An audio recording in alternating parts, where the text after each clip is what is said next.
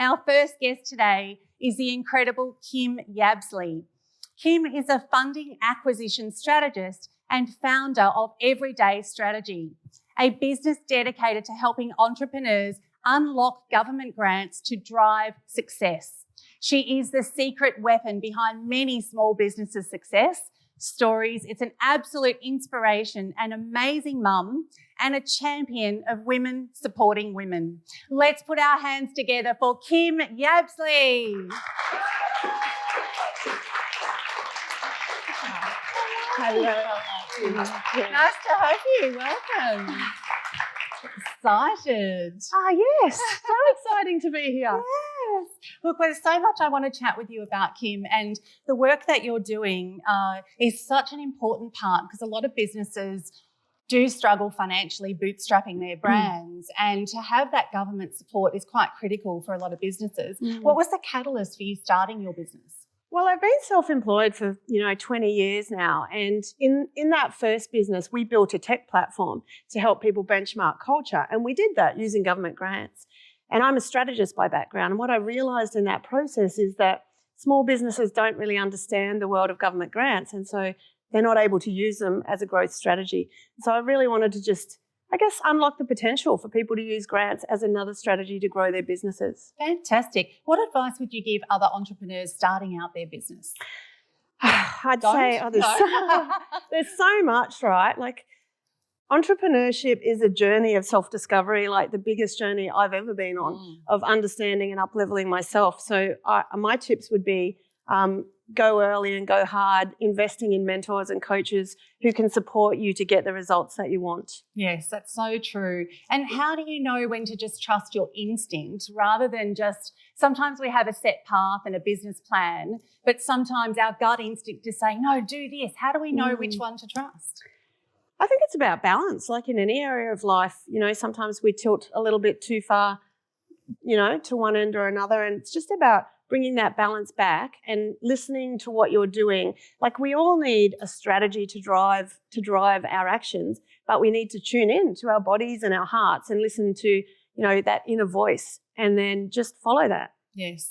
And that inner critic, some of them call it the itty bitty what committee that sits on our shoulder, and that inner critic can get quite loud sometimes. So I'm sure if you're watching this at home, you've had that voice pop up when you decide to do something outrageous, and all of a sudden that voice comes up and gets really loud. How do you personally tame it? Well, that's a work in progress. And I'm nearly 50 now, and I'm still working out how to be kind and loving with myself. But I think, those daily practices really help. So meditation, journaling, exercising, and just observing those thoughts that are not helpful and replacing them with something more kind. Which isn't always easy to do. Do you have any particular tactics that pop into play when the wheels fall off? You know what? I am blessed to have a gorgeous little 8-year-old boy, Archie, who's here today, waving at me in the audience. Hi, Archie. And he is super good at reminding me. He's always giving a voice to that part of me that loves myself. Mummy, you look so beautiful. Mummy, don't be so hard on yourself. So I think that is beautiful. We all need an Archie. Do you rent your services out? And also just the morning practice, like staying fit and healthy and keeping the balance, building that resilience over time makes a massive difference. And Kim, with your business, you're dealing with a lot of business owners and a lot of people asking questions and wanting to get grants to grow their businesses.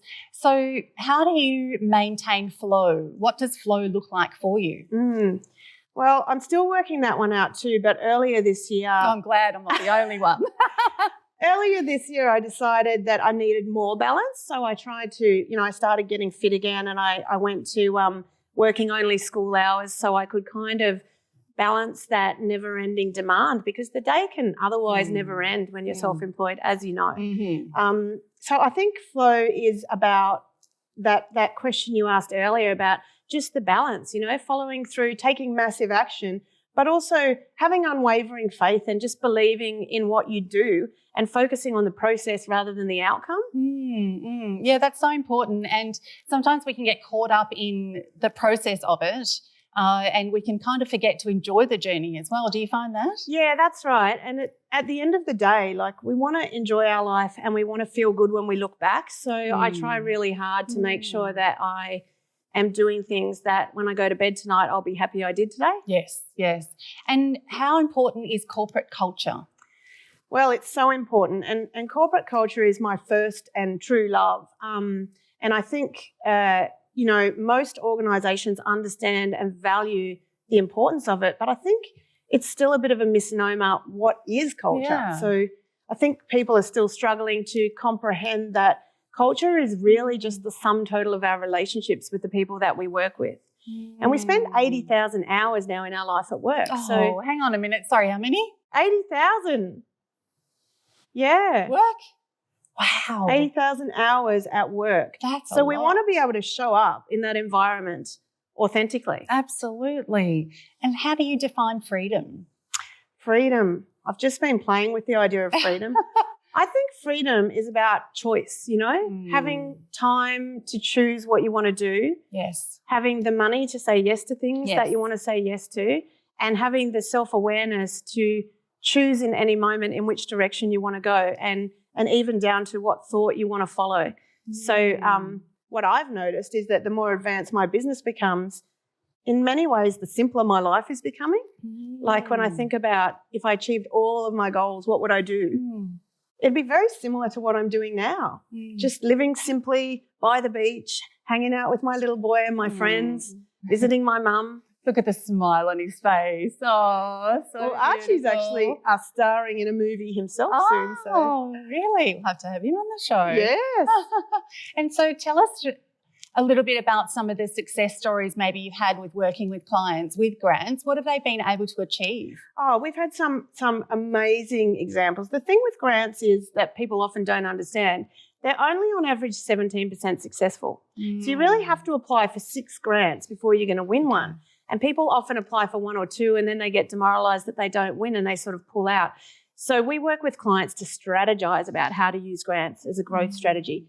So we've got one client at the moment who's revolutionising the town planning industry by automating reporting. We've got clients that have been able to scale overseas to grow their teams much sooner than they would otherwise. So grants are really just a way that we can think about growing sooner than we might otherwise have, and leveraging the opportunity that's out there for small businesses. And it's a great thing that the governments are doing to support small business, but a lot of people don't know. So thank you for doing what you're doing. Yeah, no That's worries. Fantastic. But don't go anywhere. We do want to have another chat with you. It's never too late to become a cover girl. We're looking for incredible women to be profiled in our upcoming issue of Feminescence magazine. Share your story with an international audience, unlock new opportunities, inspire a new network of supporters. It's time to back yourself. We can't wait to hear about the magic that is you. Visit feminescence.com.au to find out more. Come on, what are you waiting for? Carpe diem, girlfriend.